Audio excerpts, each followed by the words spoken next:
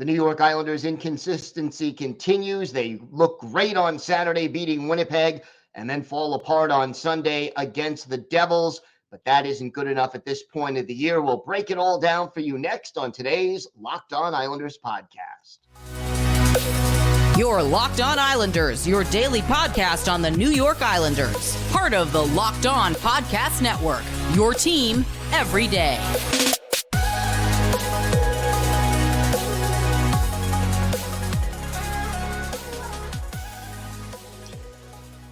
And welcome, everybody, to the Monday edition of the Locked On Islanders podcast, part of the Locked On Podcast Network, your team every day. I want to thank everyone who makes Locked On Islanders your first listen every day. Don't forget to subscribe on YouTube or wherever you get your podcasts so you can get new episodes as soon as they drop. Today's episode is brought to you by Game Time. Download the Game Time app, create an account, and use code LOCKEDON for $20 off your first purchase.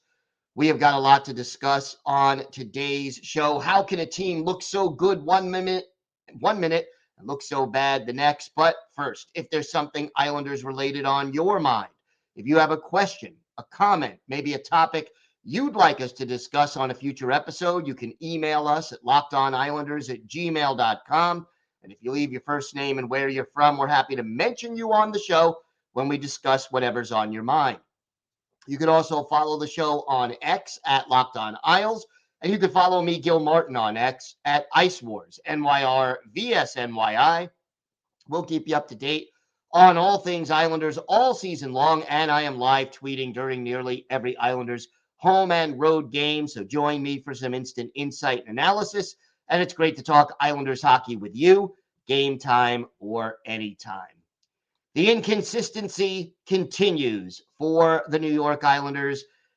They looked really good in ending their losing streak Saturday, beating the Winnipeg Jets decisively 6-3, and then fall apart, literally crashing into each other at key times during their 4-0 loss to the Devils on Sunday. And let's start with the good news, because it was good news, and that was the losing streak ends beating a good Winnipeg Jets team 6-3.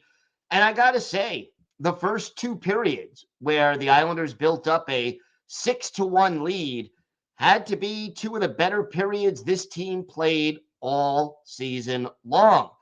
And, you know, all of a sudden, here's a team that had been fighting for so long to just get out of its own way. And boy, they looked really good.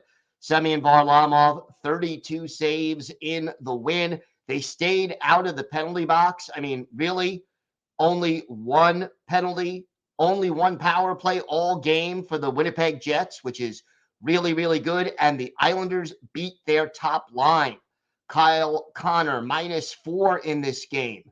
Mark Scheifele, a -3. Those are the kind of numbers that you really want to put out there. And then the line of Matthew Barzal, Anders Lee, and Hudson Fasching, which Patrick Waugh put together for this game, really, really clicked. Anders Lee, a goal and an assist. Matthew Barzal and Hudson Fasching, a goal and 2 assists each, and for Fasching, his first career 3-point game. And oh yeah, Kyle Clutterbuck, a pair of goals in this game, both of which came in the first 9 minutes of the game, 8 minutes and 50 seconds in. He's got 2, but Clutterbuck could not quite close the deal on his first career NHL hat trick. Either way, a strong performance for Clutter and the fourth line. And, it was just one of those games where the Islanders were doing all the things they weren't doing throughout that 6-game losing streak. They were sharp on their zone exits, and passing was crisp. The Islanders were aggressive on the forecheck and effective. You just saw them winning 50-50 puck battles, which we just haven't seen. And some nice milestones in this game. Matthew Barzal with the 2 assists. He goes to 51 assists on the league, on the year rather, getting past that 50 assist mark for the season. Always good to see that, and good to see Semyon Varlamov just play smart and efficiently. I mean, yeah, okay, lets in 2 goals in the third period, but at no point did it look like, oh yeah, the Islanders are kind of letting Winnipeg back in the game. I mean, that third goal came with 2:10 left in regulation time, and it pulled Winnipeg to within 3. Was the third period a thing of beauty? No, absolutely not. But at the same time, I think by that point, the game had been decided. You're up 6-1. And like I said, at no point did I feel like the Islanders were being threatened by the Winnipeg Jets in this game. And so overall, just a strong performance, what we have not seen consistently from the Islanders over the last couple of weeks. During this 6-game winless streak, they went 0-5-1. And all of a sudden, a little bit of optimism, a little buzz going through the fan base that maybe, just maybe, this Islander team could possibly get back on track and start to make some kind of a run. But, you know, in order to do that, and I did say this at the time, the Islanders need to find consistency. Hero and GOAT of the game, tough to find a GOAT in this win. You know, I guess I'm going to go, the GOAT, I don't have one. I really seriously did not have a GOAT. Nobody on this team really played poorly. I'm going to say maybe the slight let up or let down in the third period. Hero of the game, yeah, I know Hudson Fasching and Matthew Barzal had 3-point games. I'm going to give it to Cal Clutterbuck for scoring the first 2 goals. He had 5 shots on goal, which tied him with Brock Nelson for the team lead. But those 2 goals, it's not just that he scored twice, it's that they were the first 2 goals. That kind of play, the aggressiveness on the forecheck, the determination to put the puck in the net, the way that Cal Clutterbuck scored those 2 goals, that was leading by example. So to me, Cal Clutterbuck going to edge out Hudson Fasching for the hero of the game for the New York Islanders, although there were a lot of choices that you could have gone with. Robert Bortuzzo again in the lineup instead of Sebastian Aho. Simon Holmstrom getting a rest as Matt Martin returned to the lineup. So those were the lineup changes by Patrick Roy. And again, just a solid performance by the Islanders. The kind of game they needed to play if they have any realistic chance of getting back into the playoff hunt. And, unfortunately, the Islanders didn't get a lot of help from, some of the other teams in the hunt. But again, you play the way the Islanders played on Saturday, and you get the feeling that for the most part, that, getting there would take care of itself. So encouraging signs on Saturday, but then Sunday came and, well, a little dose of reality there. We will talk about Sunday's game coming up next. Plus, will Anders Lee face some supplementary discipline from the Department of Player Safety for something that happened on Sunday late in the second period? We'll talk about that. Meanwhile, for our Islanders' birthday of the day, a defenseman who was with the team from the mid to late 70s, but missed out on the 4 Stanley Cups. So see if you can guess who that is. We've got all that and a whole lot more coming up on today's Locked On Islanders podcast. Today's episode is brought to you by Game Time. You shouldn't have to worry when you buy tickets to your next big event. Well, Game Time is the fast and easy way to buy tickets for all the sports, music, comedy, and theater events near you. They have killer last-minute deals, all-in prices, and their best price guarantee, so Game Time takes the guesswork out of buying tickets. My favorite feature about Game Time, you go on the app and you can see the view from your seat before you buy, so you know exactly what to expect when you arrive. And Game Time has deals on tickets right up to the start of the event, and even an hour after it starts. It is the place to find last-minute seats. Take the guesswork out of buying tickets with Game Time. Download the Game Time app, create an account, and use code LOCKEDON for $20 off your first purchase. Terms apply. Again, create an account, redeem code LOCKEDON for $20 off. Download Game Time today. Last-minute tickets, lowest prices guaranteed. Locked On has launched the first ever national sports 24/7 streaming channel on YouTube, and now it's also available on Amazon Fire TV and the free Fire TV channels app. Locked On Sports Today is here for you 24/7, covering the top sports stories of the day with the local experts of Locked On, plus our national shows covering every league. Find Locked On Sports Today, now available on the free Fire TV channels app. As the cliche goes, what a difference a day makes. And as good as the Islanders looked on Saturday in beating the Winnipeg Jets decisively, well, they looked lost against the New Jersey Devils again at home on Sunday. They end up falling by a final score of 4-0. And this game was just an utter mess. And after a scoreless first period, the Islanders set themselves up for failure. And it all started late in the period.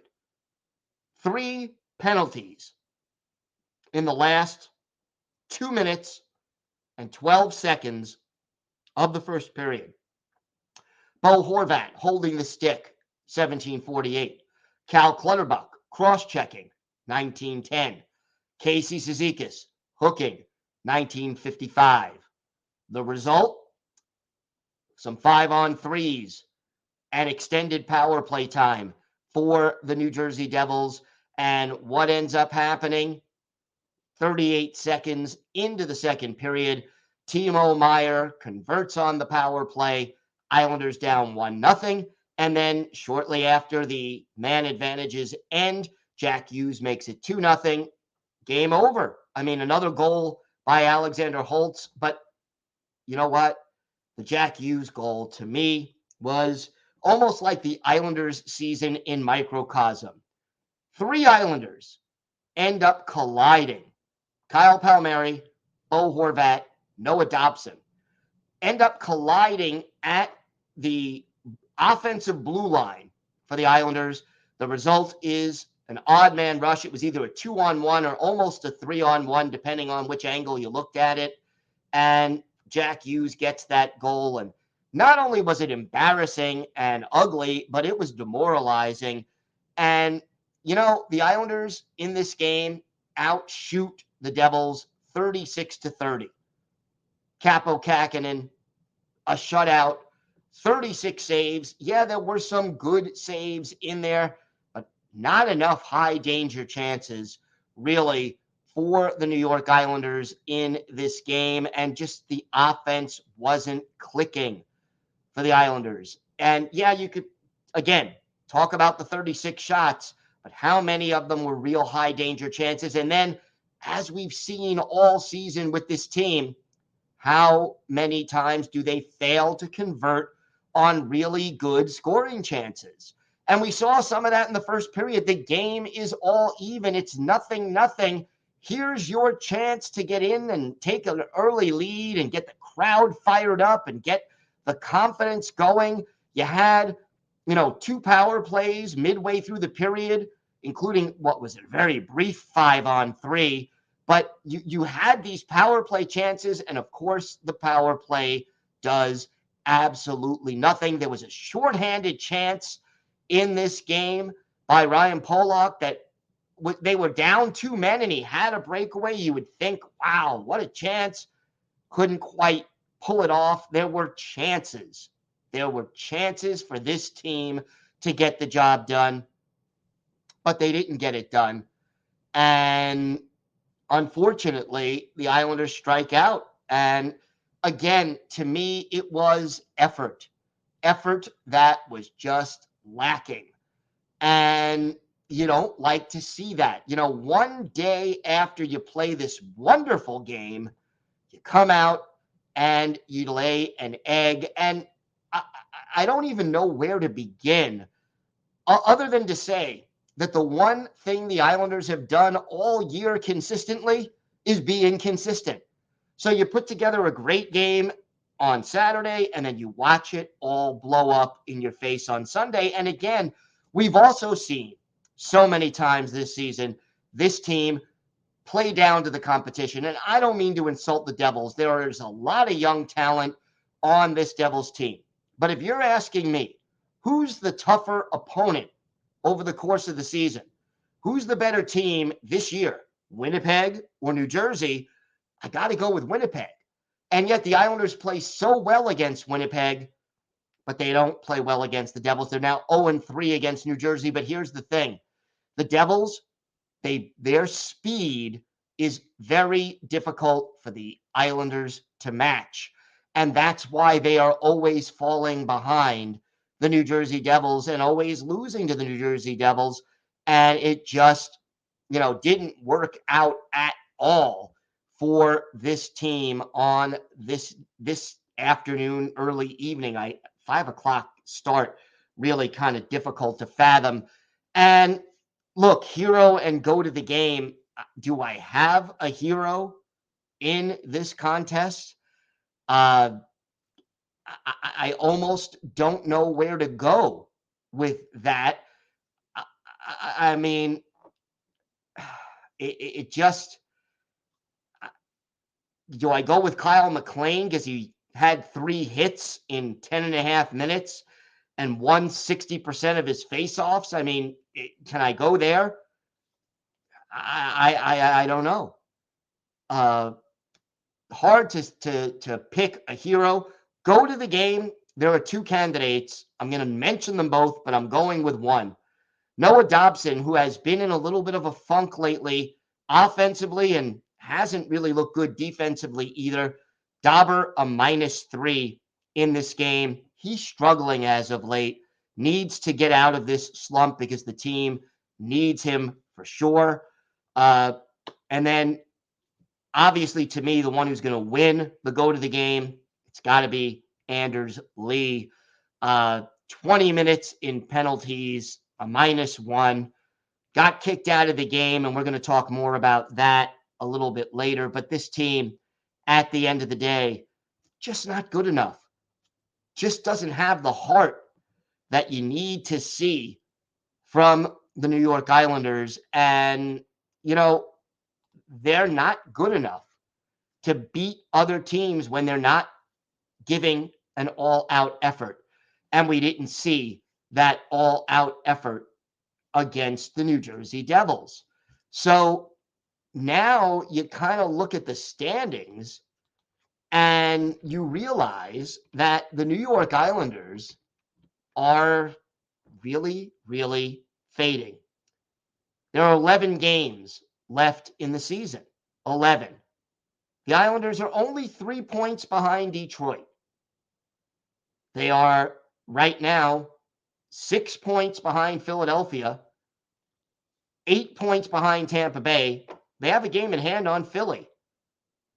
But realistically, if this team is going to make the playoffs, they have to go something like 8-2-1 down the stretch. And I just don't necessarily see them having the ability to win that many games. Even if they go on the 6-game winning streak again, which won't be easy for this team, even if they do that, I do not necessarily believe that they are going to, get the job done in the other 5 games they have left, where they would still have to go, a minimum of 3-2-1 over those 5 games. And that's if they win 6 in a row, or 2-2-1. But I just don't see it. I really don't see them being able to do that. I would love for them to prove me wrong, but as of now, not looking good. All right, we've got more to get to. Will Anders Lee face supplementary discipline? Will he be suspended We'll talk about that and talk about what happened against the New Jersey Devils in the second period with Anders Lee. That plus our Islanders birthday of the day still to come on today's Locked On Islanders podcast.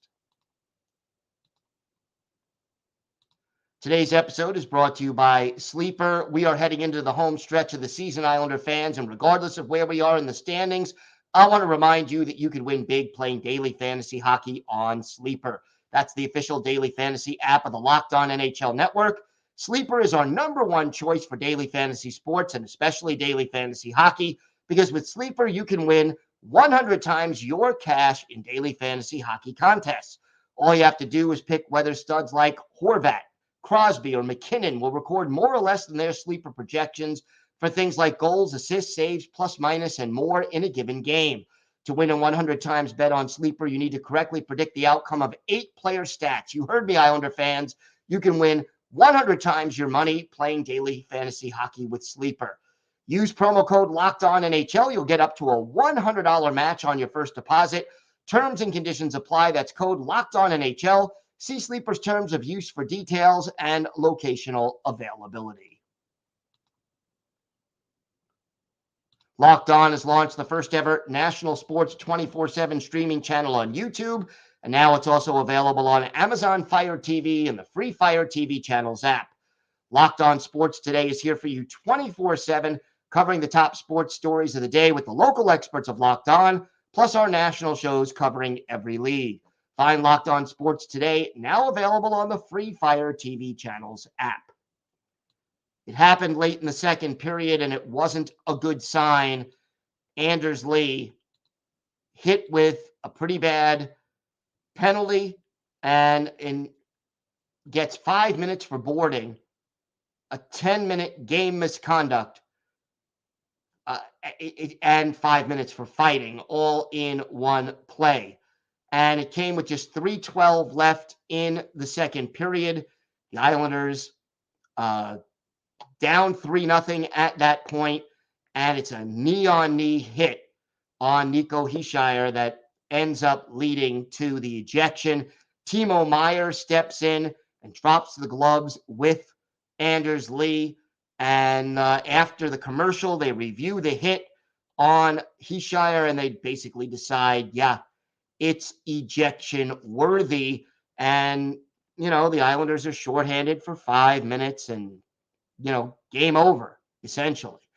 I do not think, after reviewing the replay, let's start with this. Was the kneeing or boarding call correct? Did he deserve a 5-minute major in a game misconduct? Yes, I think he did. Saying that, I do not believe that this was an intentional knee-on-knee hit. And it was interesting because at the intermission, Thomas Hickey, I want to cut Anders Lee a little bit of slack in the sense that this wasn't intentional. And it was an ugly hit, but you can see Lee at first was trying to poke check the puck away. He missed. And when he missed, that's when he turns his body to try to stop Nico Hischier, and the end result is the knee-on-knee hit. Now, I agree with Thomas Hickey. Not intentional. That's not the kind of player Anders Lee is, and even the New Jersey Devils television announcers agreed that Anders Lee, not known as a dirty player. I could not imagine Anders Lee intentionally going out and trying to hurt someone knee-on-knee. After the game, Timo Meier, he said, it was pretty clear I didn't like the hit. It's a dirty hit, and I let him know, him being Anders Lee. Now, thankfully, Hischier returns to the game for the third period, which definitely will help Anders Lee's cause, as will the fact that he is not known as a dirty player who, gets suspended over and over again for questionable hits. That being said, while I don't think Anders Lee deserves a suspension, it would not surprise me if he gets one. And it's more likely to be a phone hearing rather than an in-person hearing. In-person hearing means you got to have 5 games or more I think he probably, if he gets anything, gets 2 games, just because it was a knee-on-knee hit, and you don't ever want to see that kind of a situation. But hopefully, Anders Lee not suspended. Wouldn't surprise me if he's fined. I think a fine and no suspension, or a 1 or 2 game suspension, would be the next likeliest outcome. But clearly, it was a knee-on-knee hit. It probably was not intentional. Like I said, that's not the kind of player Anders Lee is. But if the league makes that decision and suspends him, I'm not going to sit there and say he didn't deserve it at all. And then I guess the other question that a lot of people were asking on social media, if the Islanders do lose Anders Lee for a game or 2, would they possibly call up Ruslan Ishkakov or William Dufour? I would tend to think until the team is mathematically eliminated, they probably would just, insert one of the 2 players. They have 2 forwards right now who are in the press box. That's Matt Martin. That's Oliver Wahlstrom. That sometimes changes. Sometimes Martin is in.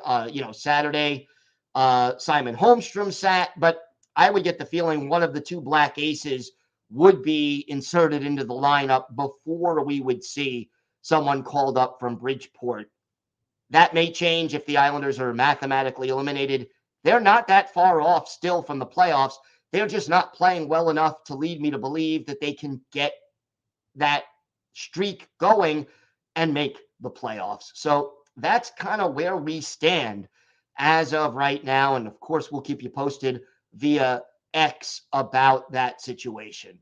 Time now for our Islanders birthday of the day. And Sunday was the 69th birthday of former Islanders defenseman Pat Price, the native of Nelson, British Columbia, 6'2", 195 pounds, first-round pick of the Islanders in 1975, 11th overall. Also, the number 1 pick overall in the WHA draft the previous year by the Vancouver Blazers.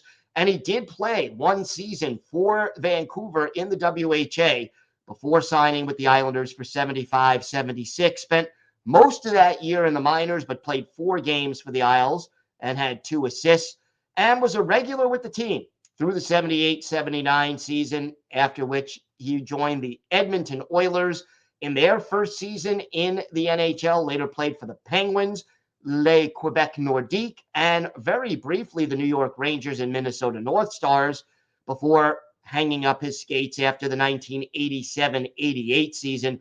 726 career NHL games, Pat Price, 43 goals, 261 points, and 1,456 penalty minutes, including a career high 322 for the Penguins in 81-82. Also played in 74 playoff games, 2 goals, 12 points, 195 penalty minutes in that. Pat Price kind of forgotten by a lot of Islander fans because he didn't play on the cup-winning teams. One of his best games as an Islander, January 10th, 1977, at the Old Barn, the Nassau Coliseum. The Flyers visiting. Bernie Parent, the starting goalie for Philadelphia. Chico Resch in goal for the Islanders. And in this game, Pat Price doing a lot of good playmaking. He is on the power play and sets up Brian Trottier just 16 seconds into the game for the go-ahead goal that made it 1-0 Islanders. Then, in the second period, again on the power play, Price sets up Bobby Nystrom for his 21st of the year. That, at that point, made it 4-1 Islanders. And then, later in the second period, Pat Price sets up Billy Harris.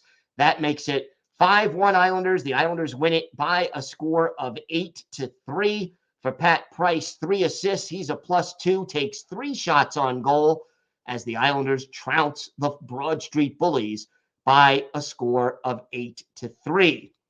Just wanted to mention again, for those of you who are interested in joining us for a game at UBS Arena, all of us Locked On Islanders family need some more responses to the website I know there was an email sent out by Scott who's trying to arrange everything. Please respond to the email. Let him know if April 11th against Montreal works for you. And hopefully we can get this thing organized and together. I want to thank everyone for making Locked On Islanders your first listen every day. Everydayers, we'll be back tomorrow on the show. We'll have the latest updates regarding the Anders Lee situation, plus a lot more. So make sure you join us for that. Until then, have a great day, everybody. Stay safe. And of course, let's go Islanders.